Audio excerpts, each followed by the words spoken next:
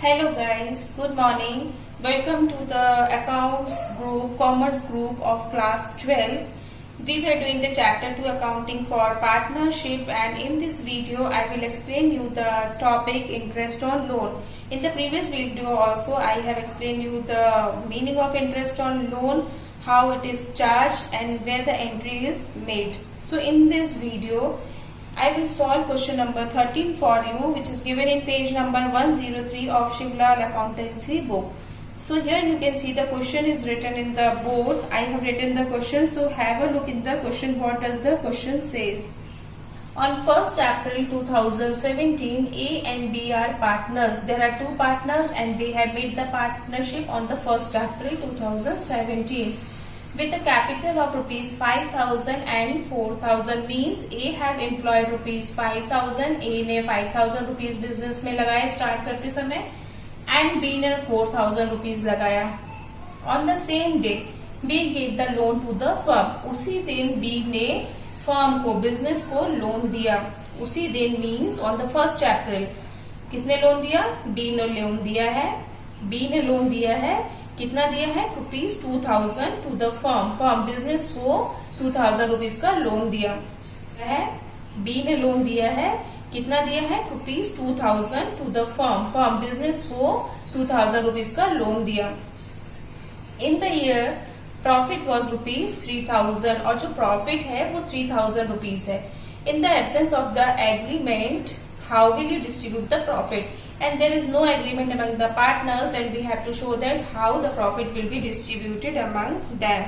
Question समझ में आया? So let us start the solution. Here I have drawn the profit and loss appropriation account. Now I think you know how to draw the profit and loss appropriation account. कैसे बनाना है ये आपको पता है. अगर आपको अभी भी ये इसमें कंफ्यूजन है, नहीं पता है, तो you can see the video that I earlier posted relating to the profit and loss appropriation account. So here I have drawn this account, particulars amount. In the two side, to interest on loan. Interest on loan की entry to side में होती है because it is an expenses. ये एक खर्चा है and all the expenses are recorded in the debit side. इस side ये डेबिट साइड होता है, ये क्रेडिट साइड होता है. Now on the same day B give loan to the firm. Who is giving loan? B is giving loan.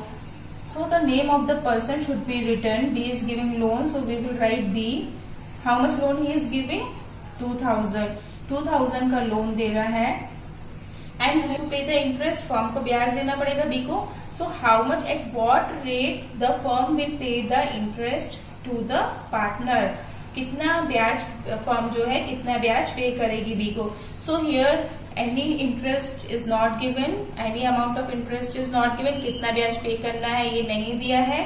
So in that condition 6% is charge, 6% is given. इस condition में 6% ब्याज दिया जाता है. ये 6% कहाँ से आया है?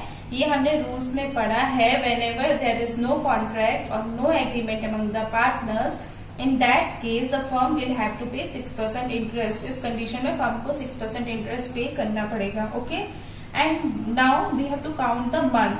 कब लोन दिया है, कौन सी डेट पे लोन दिया है? क्योंकि जब हम लोन लेंगे या देंगे उसी समय से हम ब्याज पे करेंगे कि पहले से ब्याज पे करेंगे? नहीं ना, जिस दिन से हमने लोन लिया है या फिर जिस दिन से हमने लोन किसी को दिया है उसी डेट से हम काउंट करेंगे, उसी समय से ब्याज जोड़ेगा. So here on the same day B give a loan. Same day means जिस दिन पार्टनरशिप बनी थी उसी दिन बी ने लोन दिया. So on the same day means on 1st April. Here you can see the date is written on 1st April. So from April count till 31st March. 31st March तक count करेंगे. अप्रैल से लेके मार्च तक count करो. अप्रैल 1 है तो पूरा अप्रैल काउंट करेंगे बिकॉज 1 अप्रैल इज गिवन. अप्रैल, मई, जून, जुलाई, अगस्त, सितंबर, अक्टूबर, नवंबर, दिसंबर, जनवरी, फरवरी and March.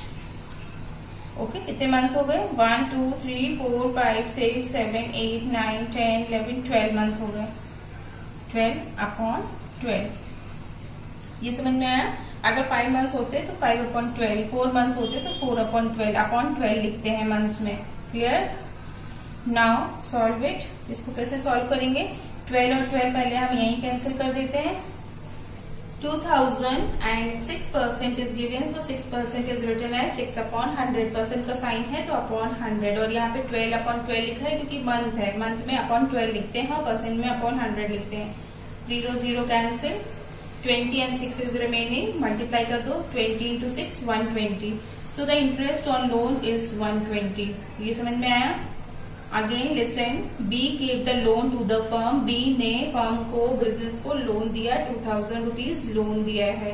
So firm will have to pay 6% interest. Firm को 6% ब्याज देना पड़ेगा. अब ये 6% कहाँ से आया है? It is not mention in the question, but whenever there is no agreement among the partners, in that case firm will have to pay 6% interest. उस कंडीशन में 6% ब्याज देना ही पड़ेगा. और ये डेट कैसे काउंट की है? जिस दिन से लोन देंगे, बी ने कब लोन दिया है? 1 अप्रैल, उसी डेट से काउंट करना है. मार्च 31 तक काउंट करेंगे. तो यहाँ हमने अप्रैल से 31 मार्च तक काउंट किया, 12 मंथ्स. ये समझ में आया? And in by side always by balance brought down is written. ये एंट्री हमेशा होती है बाय बैलेंस ब्रॉट डाउन. ये हम प्रॉफिट एंड लॉस अकाउंट बना रहे हैं तो प्रॉफिट का बैलेंस आएगा. So in the question can you see the profit is given? कहीं दिख रहा है आपको profit? Yes. In the year profit was ₹3000. ये आपको दिख रहा है प्रॉफिट दिया है. In the year profit was given ₹3000. Profit हमेशा बाय साइड में आता है. Okay. And anything more is given in the question? कुछ और दिया है क्या? अब आप ये सोच रहे हो कैपिटल दिया है 5000 और 4000, इसको क्यों नहीं लिख रहे हैं? इसको इसलिए नहीं लिख रहे हैं क्योंकि ये कैपिटल है, ये कैपिटल अकाउंट में जाएगा. यहाँ पे ये नहीं आता है. Profit and loss appropriation account is prepared to show the distribution of profit and loss among the partners. ये डिस्ट्रीब्यूट करने के लिए profit and loss appropriation account बनाया जाता है. और कुछ भी नहीं दिख रहा है. So do the total. So whenever the total is done, the amount which is greater is written on both the side. So here we can see that 3000 is greater, so write 3000 on both the side. And the less is in the debit side. Debit side में कम है, so it will treated as a profit. अगर buy side में कम होता then it will be called as a loss. But there is a less amount in the debit side, so it will be treated as profit. Now how much profit is there? One side total is 120 and the other side total is 3000. So subtract 3000 and 120. After subtracting it, we will get 2880. Minus करके इतना आएगा 2880. So this is the profit. इतना कम पड़ रहा है यहाँ पे, तो इसको प्रॉफिट में लिख देंगे 2880. Okay. Now the two partners are there in the business, A and B. Two partners are there, and when the partnership business is done, so whatever there is a profit or loss, it will be distributed among the partners. ये जो profit हुआ है ये partners में बढ़ जाएगा. So two partners are there. Write the name of the both the partners A and B. अब ये जो प्रॉफिट हुआ है इसको हमें दोनों को बांटना है. अब इसको दोनों को हम कैसे देंगे? It will be depend on the question. If there any ratio is given, question में देखो कोई रेशियो दी है क्या? No, we can't see any ratio. कुछ भी नहीं दिया है. And in the last, it is written in the absence of the contract, how will you distribute the profit? Means the partners they don't have any contract, so how we will distribute it? अगर हमने और आपने partnership की है, हम रखेंगे. Okay. In the same way if the 3 partners are there, अगर 3 partners हैं एंड प्रॉफिट इज ₹1500 प्रॉफिट होता है, तो 3 पार्टनर्स आपस में कैसे बांटेंगे? 500, 500 and 500. Okay. In the same way here profit is ₹2880 and we have to distribute it among the 2 partners. तो हाउ विल बी डिस्ट्रीब्यूटेड? इसका हाफ हाफ कर दो. अब इसका हाफ करने के लिए we can divide it by the 2 partners are there, so we can divide it by 2. अगर 3 पार्टनर्स होते so we can divide it by 3. यहाँ पे 2 पार्टनर्स हैं, 2 से डिवाइड कर दो. 2 1 जा 2, 2 4 जा 8, 2 4 जा 8 and 0. Means 1 partner will get 1440, 1440. So this is the answer, this is the profit. ये समझ में आया? ये 2880 को हमने दोनों को डिस्ट्रीब्यूट कर दिया equally. This is the answer, and always write the total, always close the total with the double line. जो total आया है 3000, इसको हमेशा डबल लाइन से क्लोज किया करो.